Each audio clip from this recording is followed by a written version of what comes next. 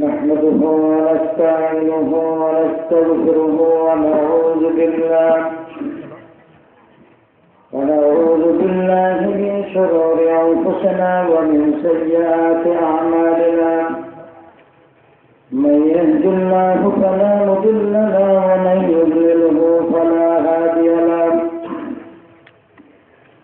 ونشهد أن لا إله إلا الله وحده لا شريك له ونشهد أن سيدنا وحبيبنا ومولانا محمدا عبده ورسوله الذي أرسله بالحق بشيرا ونذيرا وداعيا إلى الله بإذنه وسراجا منيرا فقد قال الله تعالى في كلامه المجيد وفرقانه الحميد أعوذ بالله من الشيطان الرجيم بسم الله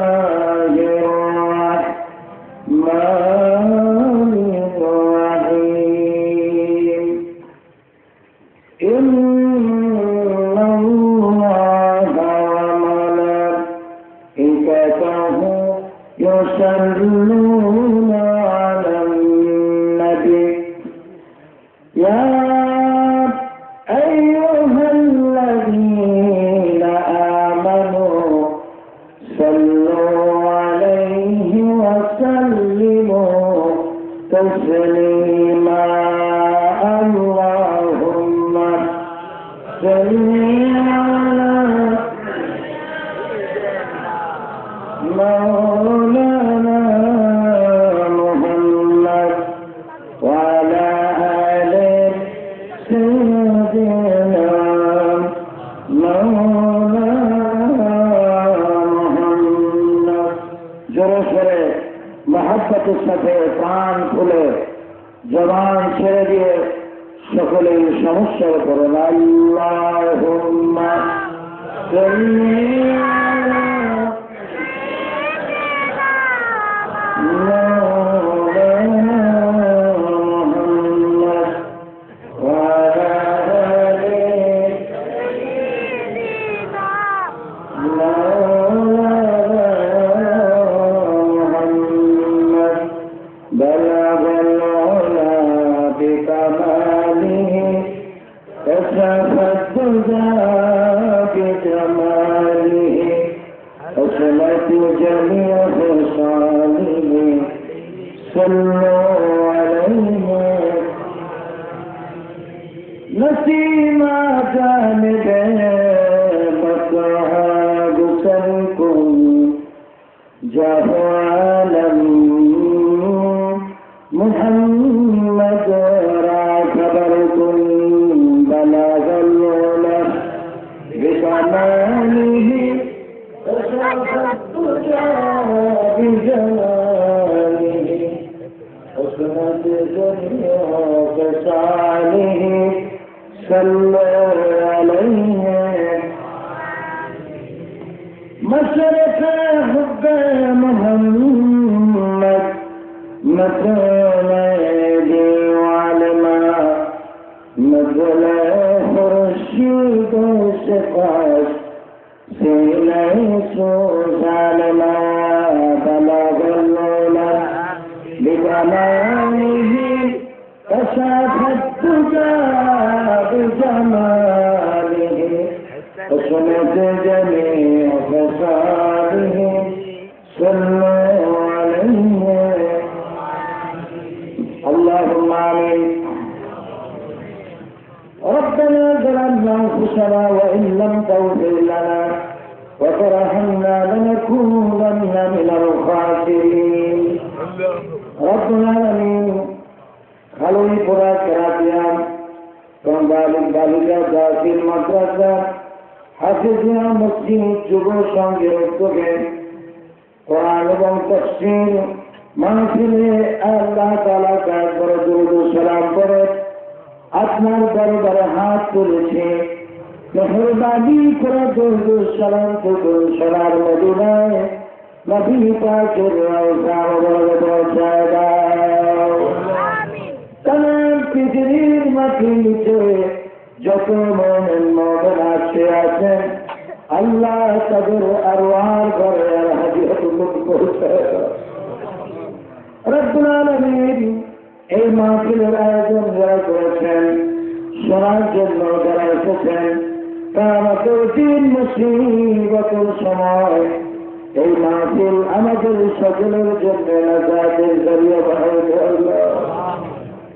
রব্বি জিদনি ইলমা রব্বি ইয়াসসির ওয়া লা তু'আসসির ওয়া তাম্মিম আলাইনা বিল খায়র রব্বি ইশরাহ লি সাদরি ওয়া ইয়াসসির লি আমরি واحلل عقدة من لساني يفقهوا قولي اللهم آتنا علما نافعا فهما كاملا ذهنا زكيا رب يا رب کرم تو اگر کرے وعدات زبان کو جو دل پر اثر کرے ربنا تقبل منا انك انت السميع العليم وتب علينا إنك أنت التواب الرحيم سبحان ربك رب العزة عما يصفون وسلام على المرسلين الحمد لله رب العالمين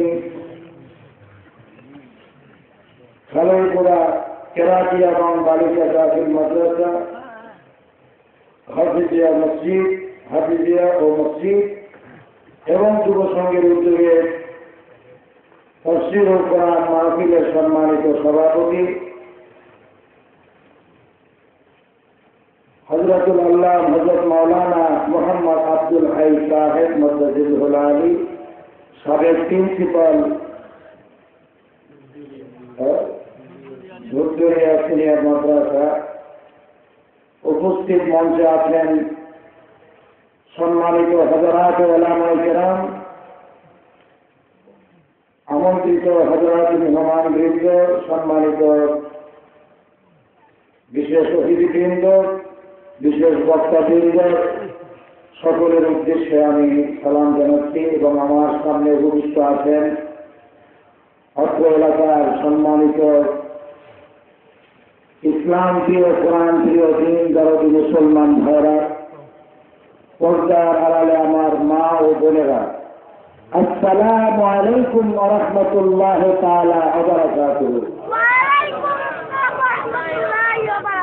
আমরা মহান আল্লাহ সুবহানাহু ওয়া তাআলার দরবারে লাখ কোটি শুকরিয়া জানাচ্ছি যে আল্লাহ তাবারক ওয়া তাআলা আমাদেরকে আজকের এই তাফসীরুল কোরআন মাহফিলে আসার বসার তৌফিক যেমনি দান করলেন, সেই মালিকের আলী শানের শুকরিয়া জানাচ্ছি, কালিমাতুশ শুকর আদায় করছি। আমরা সকলের মহব্বতের সাথে করছি আলহামদুলিল্লাহ। আর জোরে সরে মহব্বতের সাথে সকলে একযোগে বলুন আলহামদুলিল্লাহ। সকলে বলুন রব্বানা লাকাল হামদ হামদান কাসীরান তাইয়িবান মুবারাকান ফীহি ইয়া রাব্বি লাকাল হামদু কামা ইয়ানবাগি লিজালালি ওয়াজহিকা ওয়া আযীম সুলতানিকা। বিশাল বিস্তীর্ণ আকাশের মালিক, এই বিশাল জমিনের মালিক মহান আল্লাহ সুবহানাহু ওয়া তাআলার আলী শানে আমরা সকলেই একযোগে শুকরিয়া আদায় করে নিলাম। বলুন আলহামদুলিল্লাহ।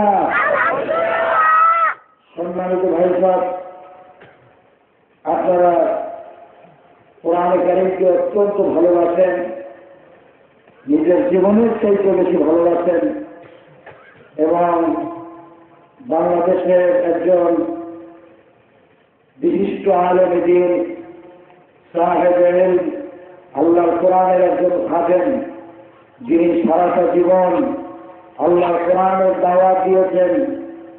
শুধু বাংলাদেশ নয়, সারা দুনিয়াব্যাপী মুক্ত বিহঙ্গের মতো যিনি ছুটে বেরিয়েছেন এবং আল্লাহর কোরআনের দাওয়াত দিয়ে বেরিয়েছেন, যাকে কোরআনের ফকির বলা হয়, সেই আল্লামা আব্দুল সাঈদী সাহেবকে আপনারা অত্যন্ত পছন্দ করেন, ভালোবাসেন এবং তারই ব্লাডের একজন উত্তরসূরি, তারই বংশের একজন আল্লাহর গোলাম আপনাদের সামনে উপস্থিত হয়েছে বলে আপনারা আশা করি অত্যন্ত আনন্দিত। আর আমিও আপনাদেরকে আন্তরিকভাবে আমি আপনাদের মোবারকবাদ জানাচ্ছি, আপনাদের সকলকে আমি অভিনন্দন জানাচ্ছি। আমিও অত্যন্ত আনন্দিত আপনাদেরকে এই প্রচন্ড শীতের মধ্যে গভীর রাতে আপনারা আল্লাহ পাকের একজন গোলাম আল্লামা আব্দুল সাঈদী সাহেবের একজন ভাগিনা আসবে, তো আপনারা কষ্ট করে বসে আছেন, এজন্য আপনাদের সকলকে আমি আবার অভিনন্দন জানাচ্ছি, ধন্যবাদ জানাচ্ছি, মোবারকবাদ জানাচ্ছি এবং দোয়া করছি আল্লাহ সুবহানাহু ওয়া তাআলা আপনাদের সকলকে জান্নাতুল ফেরদাউসের উচ্চ মাকাম আল্লাহ তাআলা যেন দান করেন, বলেন আমিন। আর আমার শ্রদ্ধ মামার জন্য এখনো দোয়া চাচ্ছি এবং আলোচনার শেষেও আপনাদের নিয়ে যখন হাত তুলব, আমার শ্রদ্ধ মামার জন্য আপনারা দোয়া করবেন, এই আকাঙ্ক্ষা নিয়ে আমি আমার আলোচনা শুরু করছি। কোরআনে কারীম শোনার জন্য আপনারা ছুটে এসেছেন। আজকে গোটা পৃথিবীর বুকে মানুষের জন্য একমাত্র শান্তির কেতাব, একমাত্র পথ চলার দিশা, একমাত্র হিদায়াতের কিতাব কোরআনে কারীম, কোরআনে মাজিদ। পৃথিবীর জন্মলগ্ন থেকে পর্যন্ত শোষিতের দ্বন্দ্ব নয়, দ্বন্দ্ব শ্রমিক আর মালিকের নয়। পৃথিবীর জন্মলগ্ন থেকে পর্যন্ত যে সংগ্রাম আর দ্বন্দ্ব চলছে, এই দ্বন্দ্ব হচ্ছে সত্য আর মিথ্যা, হক আর বাতিলের দ্বন্দ্বই চিরন্তন। পৃথিবীতে আল্লাহ পাকের খেলাফতকে, কোরআনের রাজকে, আল্লাহ তার বিধানকে দুনিয়ার বুক থেকে মুছে ফেলার জন্য শয়তান হয়েছে বদ্ধপরিকর। সেই সাথে শয়তানের চালারা আবহমান কাল থেকে শুরু করে দুনিয়ার বুক থেকে কোরআনকে মিটিয়ে দেওয়ার জন্য রয়েছে তৎপর। রয়েছে আল্লাহ তাআলার আসমানী কিতাবগুলোকে দুনিয়ার বুক থেকে নিশ্চিহ্ন করে দেওয়ার জন্য সর্বাত্মক প্রচেষ্টা তারা চালিয়েছে অতীতে, চালাচ্ছে বর্তমানে, চলতে থাকবে ষড়যন্ত্র কিয়ামত পর্যন্ত। এই হাজারো ষড়যন্ত্রের মধ্য দিয়ে ষড়যন্ত্রের সমস্ত জালকে ছিন্ন করে কোরআনে কারীমের শাশ্বত বাণী, কোরআনে কারীমের আওয়াজ বুলন্দ হচ্ছে।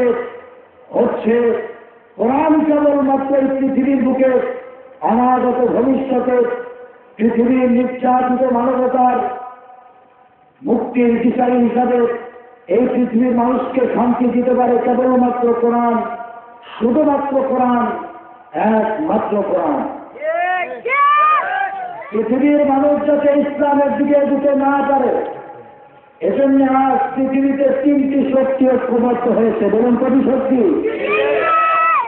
একটি হচ্ছে ইহুদি, আরেকটি হচ্ছে নাসারা এবং অপরটি হচ্ছে মুসলিম, আর বাকিগুলি এদের সহযোগী। এই ত্রিশক্তি ঐক্যবদ্ধ হয়ে পৃথিবীর মুসলমানদের উপরে শুরু করেছে চরম নির্যাতন। এই নির্যাতনের শিকার হয়েছে আলজেরিয়া, নির্যাতনের শিকার হয়েছে বসনিয়া, নির্যাতনের শিকার হয়েছে ফিলিপিন, নির্যাতনের শিকার হয়েছে ফিলিস্তিন, নির্যাতনের শিকার হয়েছে মিশর, নির্যাতনের শিকার হয়েছে বাংলাদেশ, নির্যাতনের শিকার হয়েছে স্বাধীনতাকামী, স্বাধীনতার দাবিদার কাশ্মীরের মুসলমানেরা।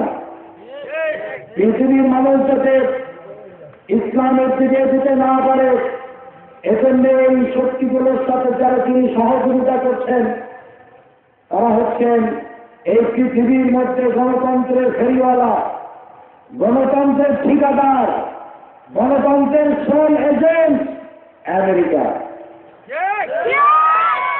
গোটা পৃথিবীতে মুসলমানদেরকে পৃথিবী থেকে মূলোৎপাটন করে দেওয়ার জন্য সব রকমের ষড়যন্ত্র চালাচ্ছে, ঠিক কিনা বলেন? তবে এই পৃথিবীর মুসলমানেরা আল্লাহর কোরআনকে যদি সঠিকভাবে ধারণ করতে পারে তাহলে পৃথিবীর মুসলমানদের কোনো ভয় নাই, চিন্তারও কোনো কারণ নাই, ঠিক না? আল্লাহ রাব্বুল আলামিন কোরআনে কারিমে সুস্পষ্ট করে বলে দিয়েছেন, ফামান তাবিআ হুদায়া ফালা খাউফুন আলাইহিম ওয়ালা হুম ইয়াহজানুন। এই কোরআনকে যারা মেনে চলবে, এই কোরআনের আইন যারা মানবে, সমাজে মানবে, রাষ্ট্রে মানবে, জীবনের শুরু থেকে শেষ পর্যন্ত যারা কোরআনকে মেনে চলবে, ফালা খাউফুন আলাইহিম, তাদের কোনো ভয় নাই, চিন্তারও কোনো কারণ নাই। যেরকম সুবহানাল্লাহ। মুসলমানদের কোনো ভয় ছিল? যতদিন পর্যন্ত মুসলমান আল্লাহর কোরআনকে বুকে ধারণ করেছিল, মুসলমানদের এক হাতে যতদিন আল্লাহর কোরআন ছিল আর এক হাতে তরবারি ছিল, ততদিন পর্যন্ত পৃথিবীতে মুসলমানদের কোনো ভয় ছিল না, ঠিক কিনা বলেন?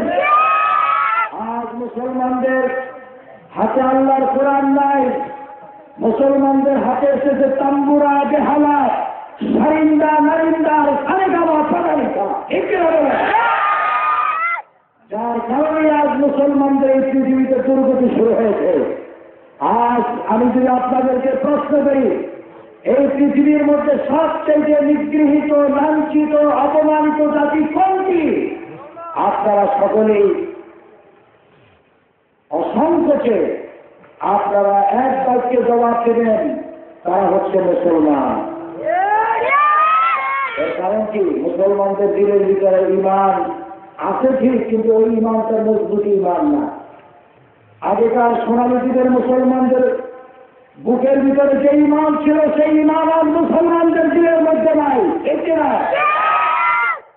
আর আল্লাহ তাআলা বলছেন, ওয়ালা তাহিনু ওয়ালা তাহজানু ওয়া আনতুমুল আ'লাউনা ইন কুনতুম মুমিনিন। কোনো ভয় নাই, কোনো চিন্তা নাই, যদি মনে হয় আমি আল্লাহ রাব্বুল আলামিন তোমাদেরকে বেঈমানদের উপরে বিজয়ী করব। চিৎকারের মধ্যে মুসলমান এই ওয়াদা, আল্লাহ তাআলার ওয়াদা কি কখনো ভঙ্গ হয়? আল্লাহর ওয়াদা কখনো খেলাফ হয়?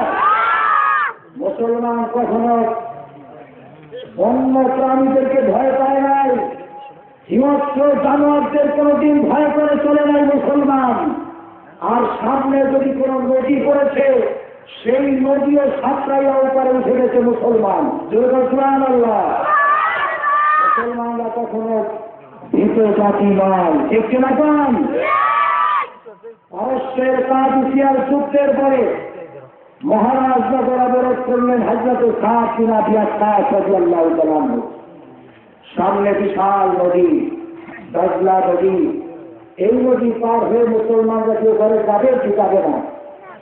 হযরত সাদ তিনি একটা ভাষণ দিলেন, আর ভাষণে বললেন, ও আল্লাহ রাসূলের সাহাবীরা, আমাদের সামনে দজলা নদী, এই নদী পাড়ি দিয়ে আফ্রিকার ভূখণ্ডে উঠে মুসলমানকে ইসলামের পতাকা উত্তোলন করবে।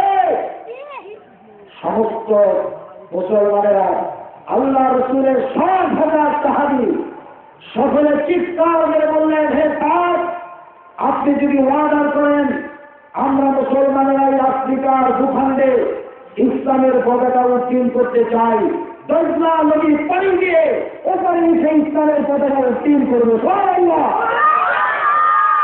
হযরত সাদ বললেন, তাহলে মুসলমানেরা আমার সাথে এই নদীতে ঝাঁপায় পড়ো। সুবহানাল্লাহ। এত বড় নদী, দাজলা নদী, খরস্রোতা, শ্রাবণের সেই খরস্রোতা নদী কুলুকুলু নাকে বয়ে চলছে, বিরাট খরস্রোতা নদী। অন্ধকার রাত, হাজরাতে সাহেব বললেন, তোমাদের মনের ইচ্ছা যখন এরকম প্রবল, যখন তোমরা ভয় পাচ্ছ না, সুতরাং আমার সাথে এই নদীতে ঝাঁপায় পড়ো, আর সকলে আমার সাথে পড়ো। নাস্তাঈনু বিল্লাহি ওয়া নাতাওয়াক্কালু আলাইহি হাসবুনাল্লাহু ওয়া নি'মাল ওয়াকিল নি'মাল মাওলা ওয়া নি'মান নাসীর। সুবহানাল্লাহ। সকলে আমার সাথে পড়েন, বিপদ থেকে মুক্ত হয়ে যাবেন। নাস্তাঈনু বিল্লাহি ওয়া নাতাওয়াক্কালু আলাইহি হাসবুনাল্লাহু ওয়া নি'মাল ওয়াকিল নি'মাল মাওলা ওয়া নি'মান নাসীর। এই দোয়া পড়ো আর নদীর উপরে ঝাঁপায় পড়ো। সমস্ত সাহাবায়ে কেরাম, 60,000 সাহাবী, 60,000 সাহাবায়ে কেরাম সকলে হযরতে সাহাবের সাথে সেই খরস্রোতা নদীর উপরে ঝাঁপায় পড়লেন। সুবহানাল্লাহ। কেমন তেজস্বী ইমানদার ছিলেন তারা। আল্লামা ইকবাল কত সুন্দরভাবে তিনি স্মরণ করে দিচ্ছেন সেই ঘটনা। আয় মৌজে দাজলা তু ভি পহচানতি হ্যায় হামকো, अब तक है तेरा दरिया अफसाना खाना हमारा। হে দাজলা নদী উত্তাল তরঙ্গবালা, তোমার ভুলে যাওয়ার কথা নয়, তোমার উপর থেকে আমরা ঘোড়া চাপ দিয়ে মুসলমানেরা আফ্রিকার ভূখণ্ড দিয়েছিলাম। সুবহানাল্লাহ। আল্লামা ইকবাল বলছেন, दश्त दश्त है दरिया भी न छोड़े हमने, बहर जुल्मत में दौड़ा दिए घोड़े हमने। প্রান্ত প্রান্ত অন্ধকার রাতে খরস্রোতা নদীর উপর থেকে আমরা মুসলমানেরা ঘোড়া চাপ দিয়ে মুসলমানেরা আফ্রিকার ভূখণ্ড দিয়েছি নদীকে বিদীর্ণ করে। সুবহানাল্লাহ।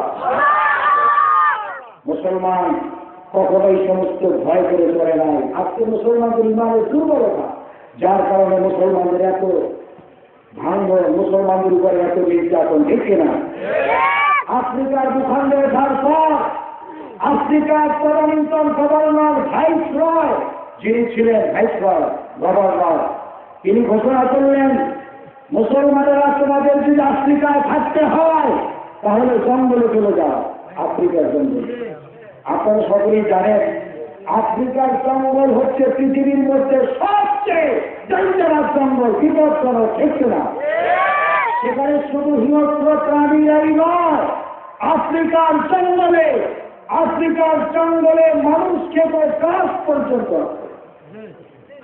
যে গাছে মানুষ খায়, আফ্রিকার জঙ্গলে যদি মানুষ কেউ গাছের কাছে যায়, রেঞ্জের ভিতরে পড়ে যায়, গাছটা আস্তে করে এরকম ঝুঁকে পড়ে, এরপরে ওই মানুষটাকে গালপালায় ধরে নিয়ে যায়। মুহূর্তের মধ্যে মানুষ বিলীন হয়ে যায়, কোথায় যায় খুঁজে আর পাওয়া যায় না। সুবহানাল্লাহ। মানুষকে তো সেই জঙ্গলে থাকতে দেওয়া হলো মুসলমানদেরকে, বলা হলো মুসলমানেরা তোমাদের যদি থাকতে হয় জঙ্গলে চলে যাবে। মুসলমান ভয় পাইছিলেন? আপনার এদিকে কি দেখতেছেন? মুসলমান ভয় পাইছিলেন? মুসলমান ভয় পেয়েছিলেন? ভয় পান নাই। হযরতে সাহেব বললেন, ঠিক আছে, হে ভাইসরয়, হে গভর্নর, শুনে নাও, আমরা মুসলমান, আমাদের গোলাম হচ্ছে সারা দুনিয়ার সমস্ত মাখলুকাত হচ্ছে আমাদের গোলাম। ঠিক না বলেন?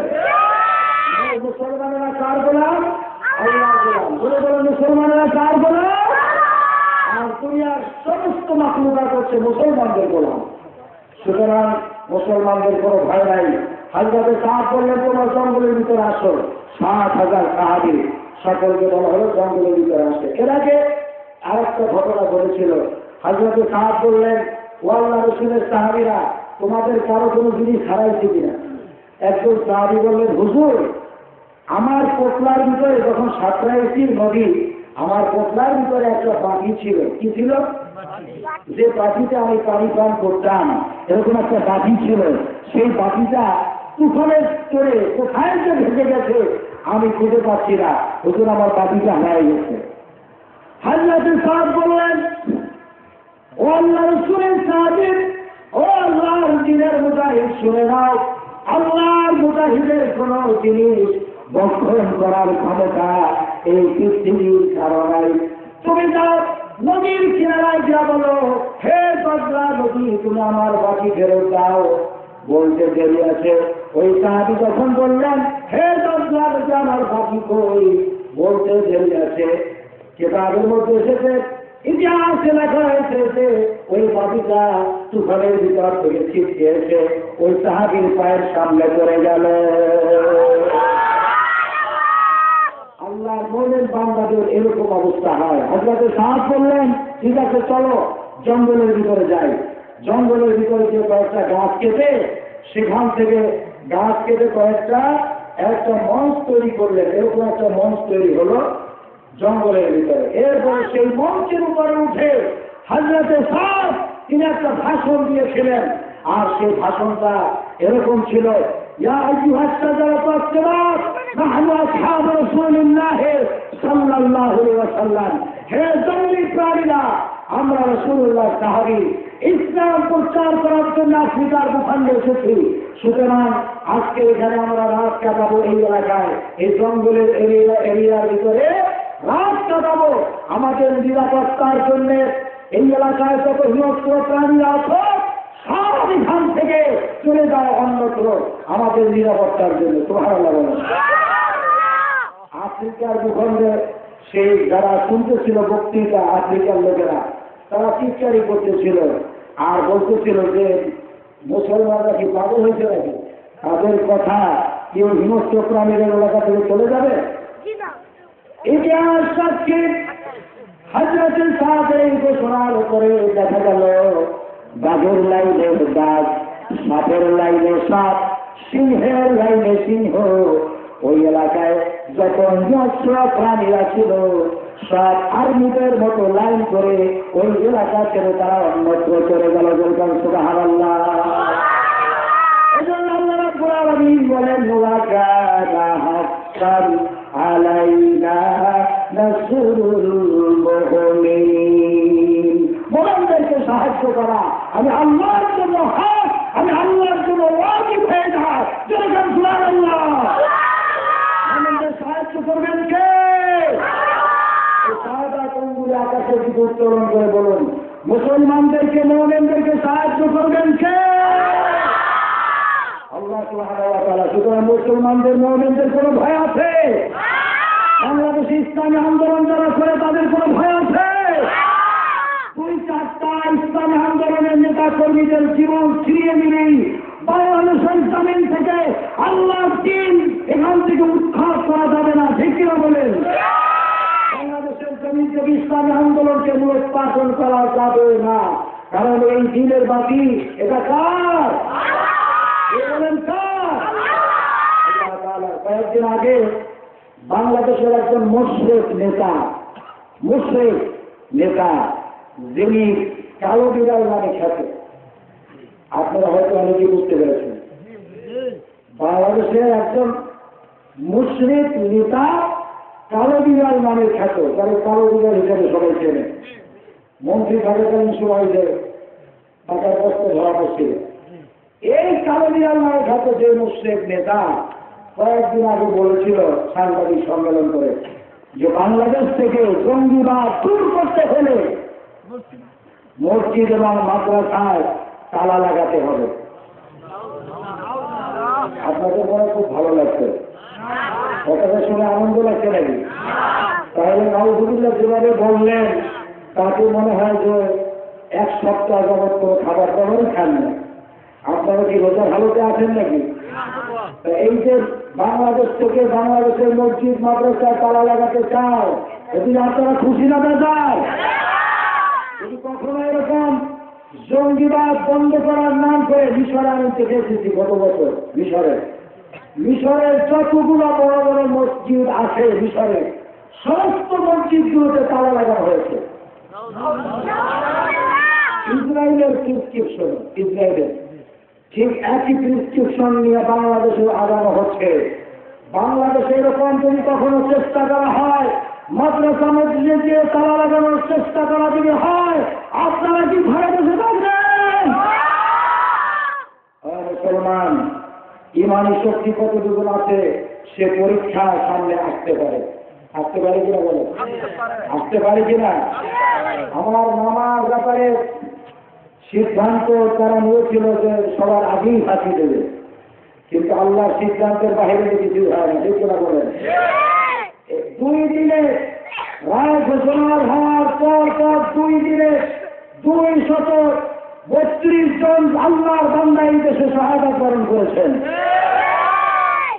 আল্লামা দেলোয়ার হোসেন সাঈদীকে এই দেশের মুসলমানেরা কলিজার অন্তঃস্থল থেকে, কলিজার গভীর কন্দর থেকে মহব্বত করেন, ঠিক কিনা বলেন? কারণ হল আল্লাহর কোরআনের মহব্বতের কারণেই তাকে মহব্বত করেন। সারাটা জীবন তিনি সারা বাংলাদেশ সহ সারা পৃথিবীতে আল্লাহর কোরআনের দাওয়াত দিয়ে বেরিয়েছেন, ঠিক কিনা? আল্লাহর কোরআনের পাখিকে কেন আজকের জেলখানায় বন্দী করে রাখার মতো অবস্থা হয়?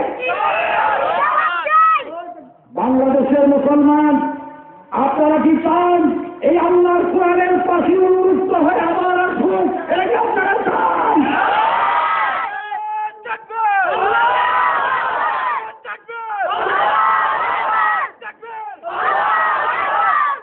আল্লাহর কোরআনের এই খাদমকে বন্দী করে রাখা যাবে না, ঠিক না বলেন? 1971 সালে তিনি কোন দলের নেতা কর্মী ছিলেন না, তিনি বহুবার চ্যালেঞ্জ করেছেন, সংসদে তিনি চ্যালেঞ্জ করেছেন। সংসদে তিনি বলেছেন আমার সামনে আমার উপস্থিতিতে পিরিজপুরে গিয়ে কেউ যদি প্রমাণ করে দেখাতে পারে 1971 সালে আমি কোন দলের নেতা কর্মী ছিলাম বা দেশ বিরোধী কোনো কর্মকাণ্ডে সম্পৃক্ত ছিলাম, এটা যদি আমার সামনে আমার উপস্থিতিতে কেউ যদি প্রমাণ করে দেখাতে পারে, তাহলে আমি এমপি দিয়ে এখন রিজাইন দিয়ে চলে যাব, আমি হাতে চুরি করবো, আমি কান ধরাইয়া ঘরে উঠবো, জিন্দিগি তার মা দিলের নাম উচ্চারণ করবো না। সাংবাদিক সম্মেলন করে বলেছেন ওই সেদিন তো কেউ প্রমাণ দেখাতে পারে নাই, চ্যালেঞ্জের মোকাবেলা কেউ করতে আসে নাই, ঠিক কিনা বলে? হাত পা 10 লাখ টাকার চ্যালেঞ্জ, হ্যাঁ 10 লাখ না, তিনি সংসদে বলেছেন কেউ যদি প্রমাণ করে দেখাতে না পারে আমি 10 কোটি টাকার মানহানি কেস করবো, সেদিন বলেছিল, ঠিক না? এই রেকর্ড অডিও এবং ভিডিও হয়ে সারা দুনিয়ায় ছড়িয়ে পড়েছে। সেদিন তো কেউ প্রমাণ সে দেখাতে পারে নাই, চ্যালেঞ্জের মোকাবেলা করতে কেউ আসে নাই। আজকের হাত পা বেঁধে আমেরিকা, ইসরায়েল, ভারতের সহযোগিতায় হাত পা বেঁধে সমুদ্রের মাঝখানে ছেড়ে দিয়া এরপরে বলতে চাওয়া পারলে সাবধান, ঠিক কিনা?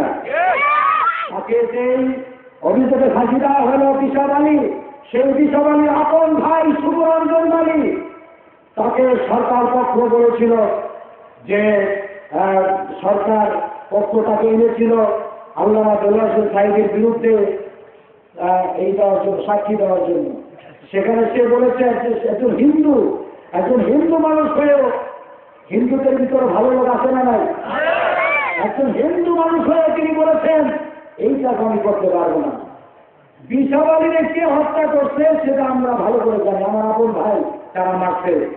আল্লামা দেলোয়ার হোসেন সাঈদী এই ব্যাপারে পুরোতম স্তর সম্পর্ক তার নাই, সুতরাং তার বিরুদ্ধে একজন আল্লাহ নবীর বিরুদ্ধে মিথ্যা সাক্ষী আমি হিন্দু হইতে পারি, আমি যেতে পারবো না।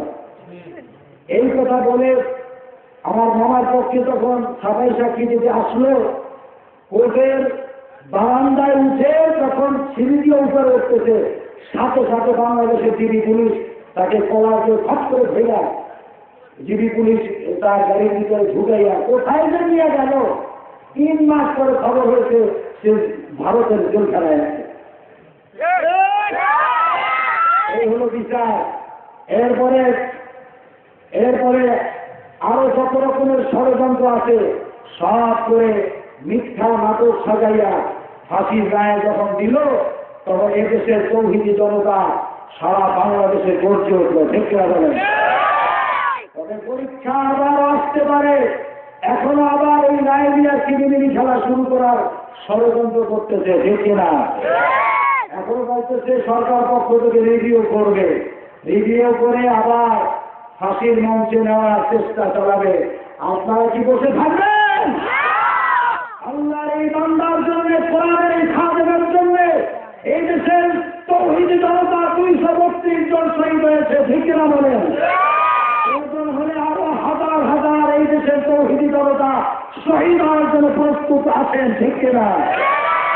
যদি এরকম কাজ আসে, বাংলাদেশের মসজিদ মাদ্রাসা তালা লাগানোর ষড়যন্ত্র চলছে এবং আল্লাহর বান্দাদেরকে আরো ফাঁসির মঞ্চে নেওয়ার চেষ্টা চলছে, আপনারা বসে থাকবেন?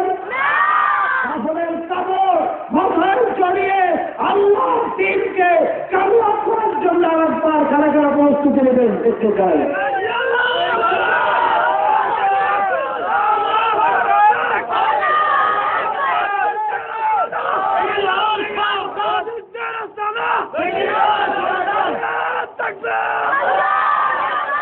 আলহামদুলিল্লাহ, হাত কামান আল্লাহ তাআলা কবুল করে বলেন আমিন।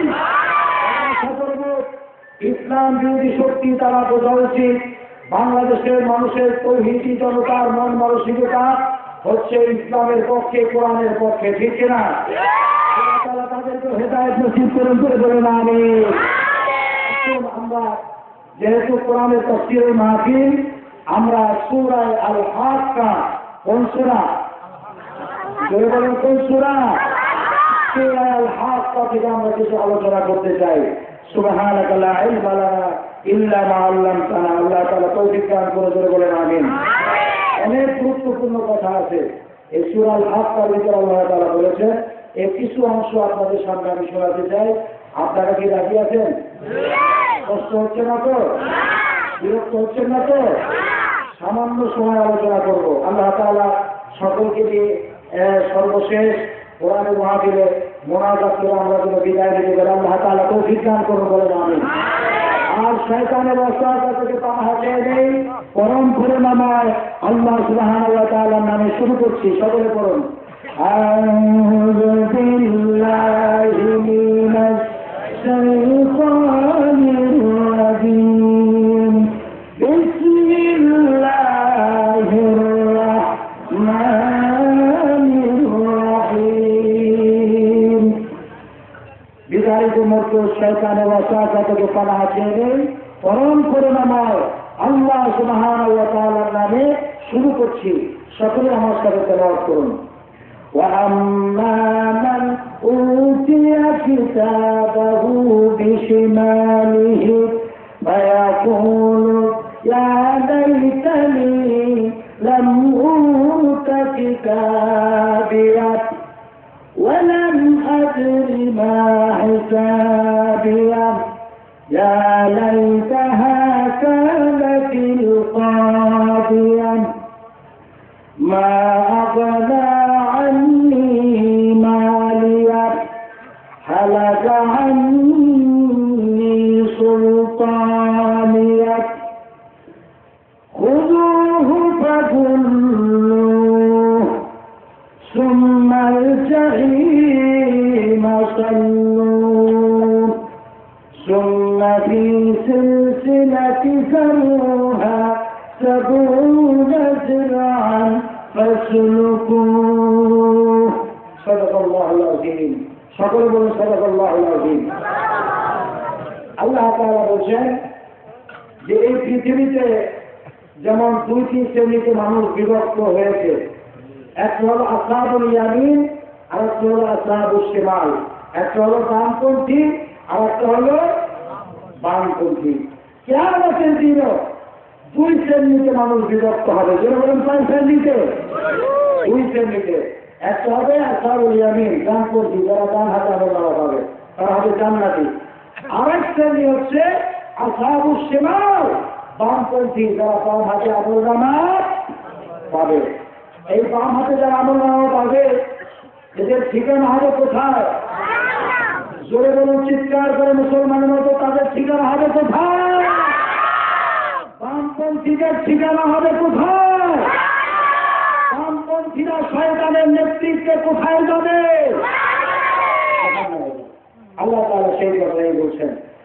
وَأَمَّا من أوتي كتابه بشماله فيقول يا ليتني لم أوت كتابيه যারা বামপন্থী কিয়ামতের দিন তাদের বুকটা ছিঁড়ে ফেলে বুক ছেড়ে ফেলা হবে এই বুকের মাঝখান দিয়া তাদের বাম হাতটা পিছনের দিকে নেওয়া হবে আর পিছনের দিক থেকে যখন তাদের হাতে আমলনামা দেওয়া হবে তখন তারা আফসোস করে বলবে ইয়া লাইতানি লাম উতা কিতাবিয়া হায় আফসোস আজকের যদি আমাদেরকে এই আমলনামা বাম হাতে যদি না দেওয়া হতো আজকে আমরা যদি দুনিয়ার বামপন্থী না হতাম আর আমলনামা যদি আমাদেরকে বাম হাতে পিছন দিয়া আমাদেরকে না দেওয়া হতো তাহলে আমাদের জন্য কতই ভালো হতো এরকম আফসোস করবে বামপন্থীরা আল্লাহ তাআলা বলেন আরো বলবে তারা ওয়ালাম আদরি মা হিসাবিয়া বামপন্থীরা বলবে যারে আজকে যদি আমার আমল সম্পর্কে আমি যদি না জানতাম অর্থাৎ দুনিয়া যত আদান বিবাদ করেছি যত রকমের অন্যায় শ্রম অত্যাচার করেছি সেগুলো যে সব হিসাব রাখা হয়েছে আরে যদি এই হিসাবগুলি আজকে না জানতাম তাহলে কতই না ভালো হতো আফসোস করবে এরপরে বামপন্থীরা বলবে ইয়া লাইতাহা কানাতিল কাদিয়া হায় আফসোস দুনিয়ায় বসে যে আমাদের মৃত্যু হয়েছিল ওই মৃত্যুই যদি আমাদের জন্য শেষ হতো তাহলে আমাদের জন্য কত ভালো হতো এগুলো উঠতেছে কেন বিয়ের জন্য যে মাঝখান থেকে কোরআন থেকে বলছি হ্যাঁ কোরআনের কথা শুনে কি শরীর আগুন ধরাই যায় না প্রস্তাব বুঝলাম এই যুবকদের হলো কিসের প্রস্তাব একটু পুরা যারা গায়ে ধরে শুনি এদের প্রস্তাব রাখতে পারে আমি তো বলেছি অল্প সময়ের জন্য কথা বলবো রাত বেশি হয়েছে এটা আমার মাথায় আছে ঠিক কিনা তো যেহেতু ঢাকা থেকে এসেছি এত দূর থেকে আপনাদের সামনে কোরআনের কিছু কথা তো অন্তত শুনাই যেতে হবে তাহলে তো হক আদায় হবে না ঠিক কিনা আপনারা আগামীকালকে এই যে লোকটা এই যে সরকারের যে কাম ধরে উঠে নিয়ে শয়তানে কোরআনের আলোচনা যখনই হবে দেখবেন যে শয়তান সে চতুর্পাশে ঘুরতে থাকে আর কাম ধৈরা হাতের থেকে টান দিয়ে উঠে দিয়ে দেয় শয়তানের খপ্পরে করতে রাজি আছেন কেউ এজন্য আল্লাহ তাআলা বলছে ফাইদা তারাতুল কোরআন ফাস্তাই বিল্লাহি মিনাশ শাইতানির রাজিম যখনই তোমরা কোরআন পড়বে কোরআনের আলোচনা যখনই শুরু করবে শয়তানের ওয়াসওয়াসা থেকে পানাহ চেয়ে নেবে কারণ কোরআনের সাথে সবচেয়ে বড় শত্রুতা কার দুর্গণ কার শয়তানের খপ্পরে রাজি করতে রাজি আছেন কেউ আল্লাহ তাআলা যেন হেফাজত করেন দুর্গণ আমিন আমি বলতেছিলাম যে নাফরমান বেঈমান বামপন্থী লোক যারা এরা কিয়ামতের দিন আফসোস করবে আর বলবে ইয়া লাইতাহা কানাতিল কাদিয়া হায় আফসোস আজ যদি এই হাসরের ময়দানে উঠতে না হতো দুনিয়ার মৃত্যুটাই যদি আমাদের জন্য শেষ হতো তাহলে আমাদের জন্য কতই না ভালো হতো আফসোস করবে কে জোরে বলেন কারা বামপন্থী জাহান্নামী আফসোস করবে এরপর আল্লাহ তাআলা বলেন মা আগনানি মালিয়া বামপন্থী লোকেরা বলবে যারা জাহান্নামী হবে নাফরমান বেঈমান তারা বলবে আর দুনিয়ায় বসে অন্যায়ভাবে কত ধন সম্পদ আমরা জোগাড় করেছি কত ধন সম্পদের পাহাড় করেছি আজকের এই আখেরাতে ঘুষ দেওয়ার মতো আর দেওয়ার মতো কেউ নেই হ্যাঁ সে সম্পত্তি তার করে গেল আর ঘুষ দিয়ে থাকবো এমন কোন উপায় নেই মা আগনা আননি মালিয়া দুনিয়ায় বৈধ হোক অবৈধ হোক কত টাকা পয়সা জমা করছি পাহাড় সমান টাকা জমা করেছি কিন্তু কোন অর্থ সম্পদে আজকে কোন কাজে লাগলো এই কথাগুলো কিয়ামতের দিন শুনবেন একটু আগেই আল্লাহ তাআলা কোরআনের নবী আমাদেরকে শোনায় রেখেছেন যে জাহান্নামীরা কিভাবে চিৎকার মেরে জাহান্নামে হাসরের ময়দানে বসে বলতে থাকবে এরপর আল্লাহ রাব্বুল আলামিন বলেন জাহান্নামীরা আরো বলবে হালাকানি সুলতানিয়া আরে দুনিয়ায় বসে কত ক্ষমতাধর ছিলাম ক্ষমতায় গেছি মানুষকে মানুষ মনে করি নাই কত সেলুক পেয়েছি কিন্তু আজকের হাসরের ময়দানে হালাকানি সুলতানিয়া কোনো ক্ষমতা কাজে লাগলো না। বলে নাউজুবিল্লাহ। আজকে দেখেন না, ক্ষমতা পাইয়া আল্লাহ মুমিন বান্দা যারা তাদেরকে কত কষ্ট দেয়। কথা বলেন, আপনারা মনে হয় কষ্ট পান না, এই জন্য কথা বলেন না। কিন্তু ঢাকা শহরে যাই দেখেন, অথবা বাংলাদেশের বিভিন্ন অঞ্চলে যাই দেখেন, 7 বছরের মধ্যে একদিনও বাড়িতে ঘুমাইতে পারে না, এরকম বহু রাজ্য নাই। 7টা বছরের মধ্যে একটা দিনের জন্য দোকান খুলতে পারে না, এরকম লোক আছে না? নাই।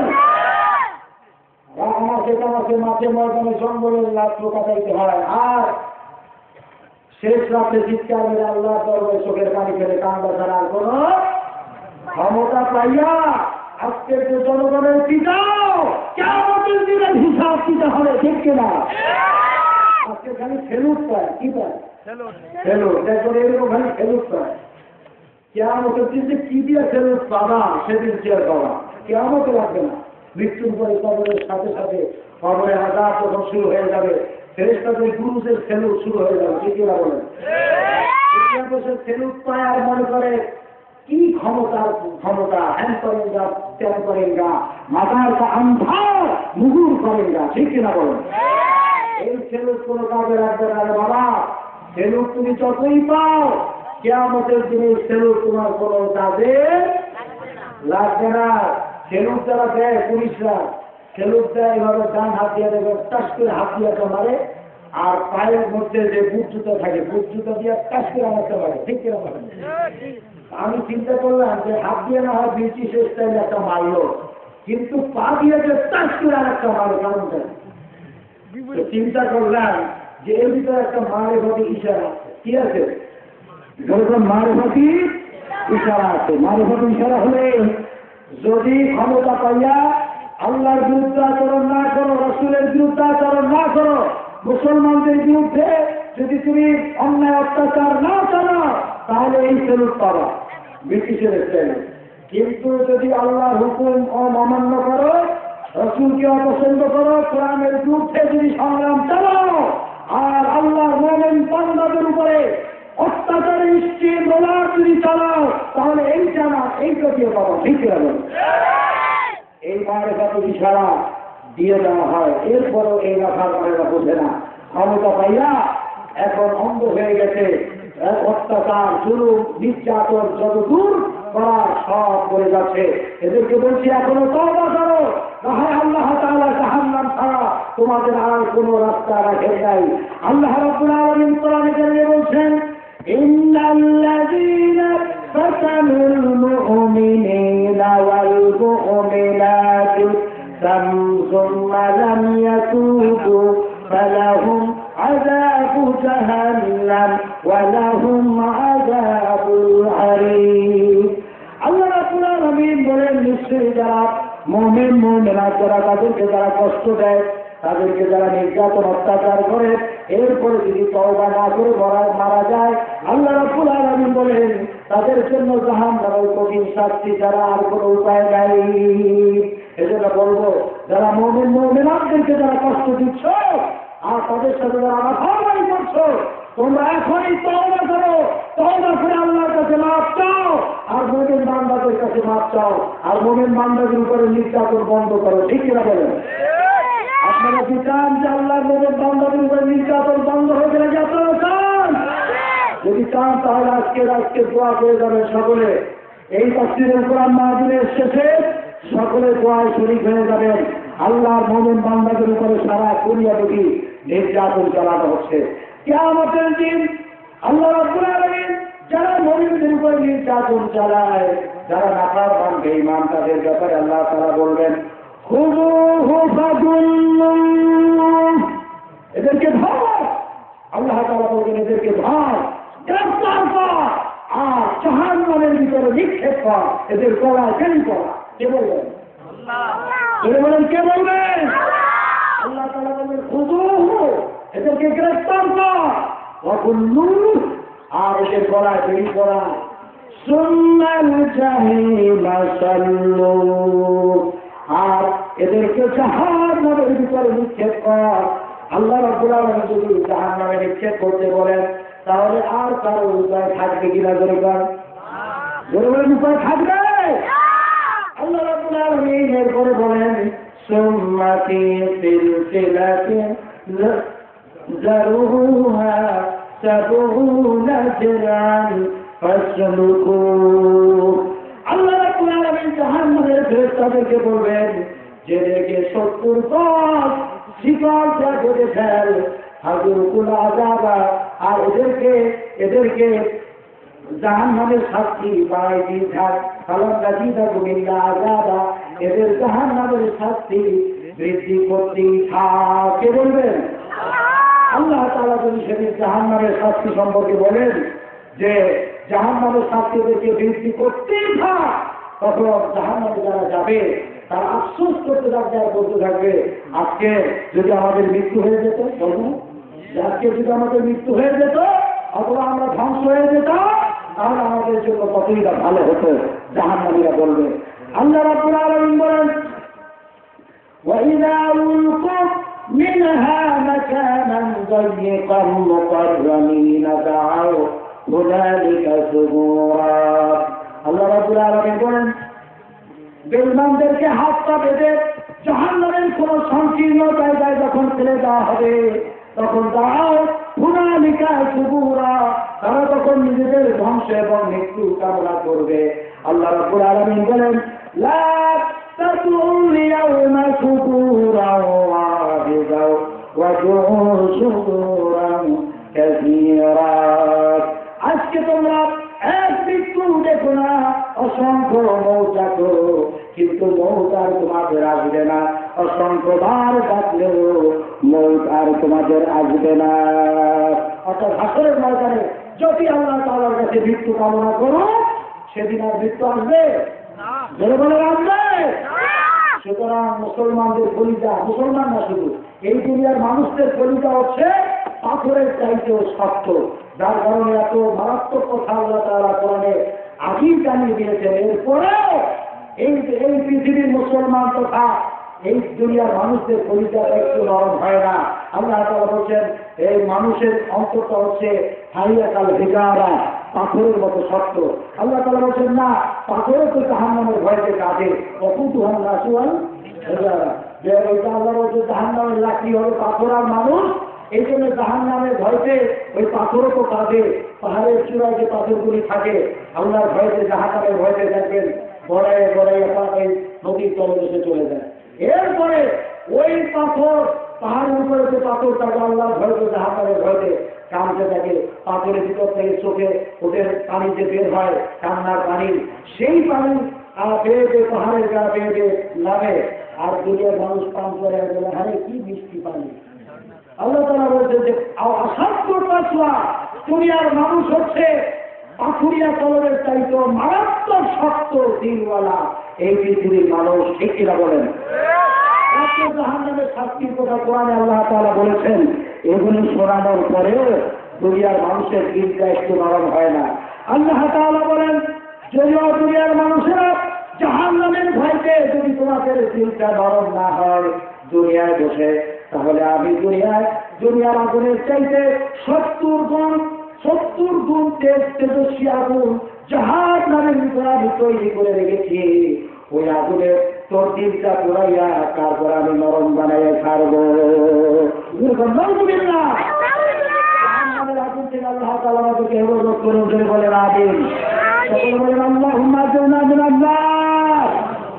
আওয়াজ করে বলেন আল্লাহুম্মা আজরনা মিনান নার, আল্লাহুম্মা আজরনা মিনান নার। আল্লাহ তাআলা আমাদেরকে জাহান্নামের আগুন থেকে হেফাজত করুন। বলেন আমিন। এরপরে এই জাহান্নামে যাবে কারা? আল্লাহ তাআলা বলেন ইন্নাহু কানা লা ইউমিনু বিল্লাহিল আযীম। যারা সত্যিকার অর্থে আল্লাহর উপরে বিশ্বাসের স্থাপন করে নাই, আল্লাহর হুকুম যারা মানে নাই, আল্লাহর জমিনে আল্লাহর দ্বীন প্রতিষ্ঠার সংগ্রামে যারা লিপ্ত হয় নাই, এরাই কিয়ামতের দিন জাহান্নামে যাবে। জোরে বলেন নাউযুবিল্লাহ।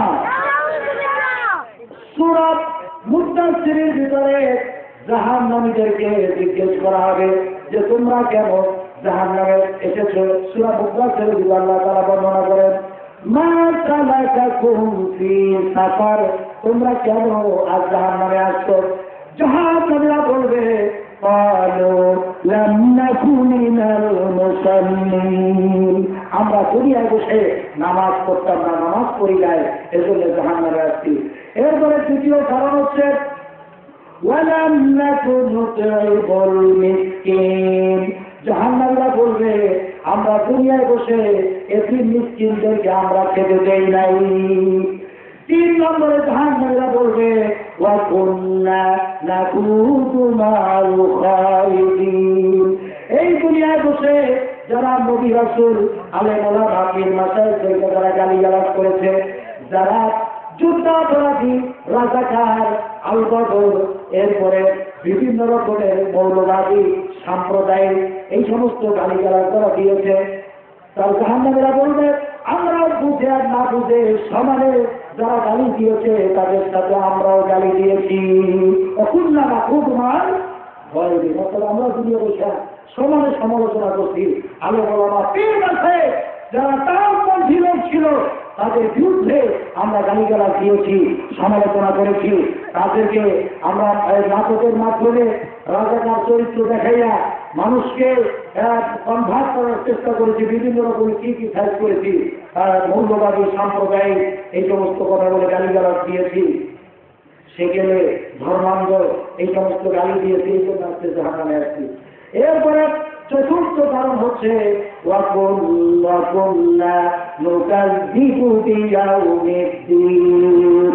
দুনিয়ায় বসে আমরা আখিরাতকে বিশ্বাস করি নাই, কবরে যেতে হবে, হাসরের ময়দানে উঠতে হবে, বিচারের সম্মুখীন হতে হবে, এটা আমরা বিশ্বাস করি নাই, এজন্য আজকের জাহান্নামে এসেছি। আমার কলিজা টুকরা ভাইরা, এই যে জাহান্নামে যাওয়ার চারটা কারণ, নামাজ না পড়া, এতিম মিসকিনদেরকে খেতে না দেওয়া, আলেম ওলামা পীর মাশায়েখদেরকে সমানে গালিগালাজ করা, তারপরে হচ্ছে আখিরাতকে অস্বীকার করা, এই যে বিষয়গুলি আল্লাহ তাআলা আমাদেরকে হেফাজত করুন। এই ধরনের কাজ থেকে আল্লাহ তাআলা আমাদেরকে হেফাজত করুন। আর যারা আলেমদেরকে গালি দেয়, যারা নামাজ পড়ে না, যারা এতিম মিসকিনদেরকে যারা গলা ধাক্কা দেয়, যাদেরকে এতিম মিসকিনদেরকে খেতে দেয় না, এবং যারা আখিরাতকে অস্বীকার করে, আল্লাহ তাআলা তাদেরকে হেদায়েত নসিব করুন, বলুন আমিন।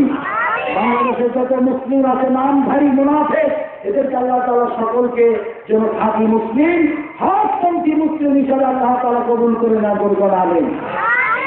বলুন আমিন। আজকের এই পর্যন্ত এখন আমি মোনাজাতের দিকে যাচ্ছি। মোনাজাত হবে, মোনাজাতের আদব হচ্ছে বসে মোনাজাত করা। কেউ যদি দাঁড়িয়ে থাকেন আশেপাশে মেহেরবানি করে সকলে বসে যান। এখন আমরা মোনাজাত করবো। মোনাজাতের আগে এই এলাকায় যত মুর্দেগান কবর সাহিত্য আছেন, যারা কবরবাসী হয়েছেন, তারা তো আমাদের দিকে তাকিয়ে আছেন যে আজকে আমরা তাদের জন্য কি পাঠাই। তো আমরা আমাদের আত্মীয় স্বজন, মা বাবা, ভাই বোন যারা কবরবাসী হয়েছেন তাদের জন্য কিছু শব্দ খালি প্রত্যেকে আমরা রাজি আছি, বলে বলে রাজি আছি। রাজি যদি থাকেন তাহলে সকলেই সূরা ফাতিহা শরীফ আমার সাথে তেলাওয়াত করুন। আউযু বিল্লাহি মিনাশ শাইতানির রাজীম। বিসমিল্লাহির রহমানির রহিম। আলহামদুলিল্লাহি রাব্বিল আলামিন। আর রহমানির রহিম। মালিকি ইয়াউমিদ্দিন। ইয়্যাকা না'বুদু ওয়া ইয়্যাকা নাস্তাঈন। ইহদিনাস সিরাতাল মুস্তাকিম। সিরাতাল লাযীনা আন'আমতা আলাইহিম গায়রিল মাগদুবি আলাইহিম ওয়ালাদ-দাল্লিন। আমিন। এরপরে সূরা ইখলাসের 3 বার। বিসমিল্লাহির রহমানির রহিম। কুল হুয়াল্লাহু আহাদ, আল্লাহুস সামাদ, লাম ইয়ালিদ ওয়া লাম ইউলাদ ওয়া লাম ইয়াকুল লাহু কুফুয়ান আহাদ। লা ইলাহা ইল্লাল্লাহু আল্লাহু আকবার ওয়া লিল্লাহিল হামদ। বিসমিল্লাহির রহমানির রহিম। কুল হুয়াল্লাহু আহাদ, আল্লাহুস সামাদ, لم يلد ولم يولد ولم يكن له كفوا أحد. لا إله إلا الله والله أكبر ولله الحمد. بسم الله الرحمن الرحيم. قل هو الله أحد, الله الصمد, لم يلد ولم يولد ولم يكن له كفوا أحد. لا إله إلا الله والله أكبر ولله الحمد. بسم الله الرحمن الرحيم. স্থানে আমরা দুরূদ শরীফ পড়ে নেব।